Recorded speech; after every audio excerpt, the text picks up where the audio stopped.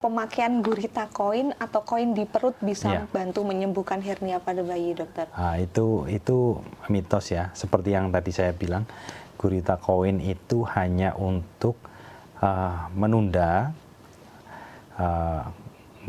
keputusan keluarga semisal sudah terdiagnosis untuk dilakukan tindakan operasi.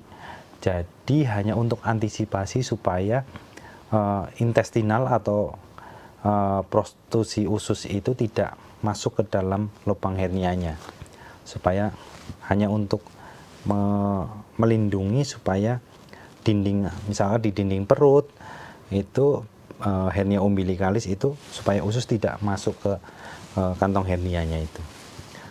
Cuma hanya untuk antisipasi aja, tapi tidak untuk menyembuhkan. Baik, jadi mitos juga ya, Mitos, dok ya. Baik, dokter, mumpung kita lagi bahas terkait gurita nih, dokter, aku pengen bahas juga nih, dok. Dokter, kalau bayi zaman dahulu tuh, dok, itu kan biasanya pakai gurita ya, dok, dan itu guritanya ditali-tali gitu loh, dok, yang kenceng banget. Nah, itu tuh masih direkomendasiin atau sebenarnya nggak boleh gitu, dok? Untuk saat ini tidak direkomendasiin sih menurut saya sih, karena itu juga membuat anak itu jadi tidak nyaman gitu.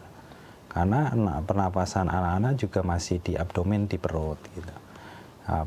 Mungkin nanti bisa tanya ke dokter anak yang lebih jelasnya seperti apa. Tapi di spesialis bedah anak sendiri tidak direkomendasikan untuk dilakukan gurita pada anak di area perut gitu. Karena dia akan tidak leluasa untuk pernapasannya, untuk geraknya juga tidak akan leluasa gitu.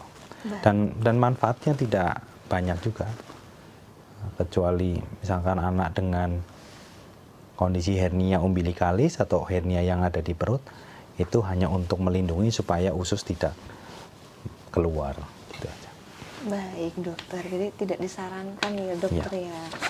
Download Tribun X sekarang, menghadirkan lokal menjadi Indonesia.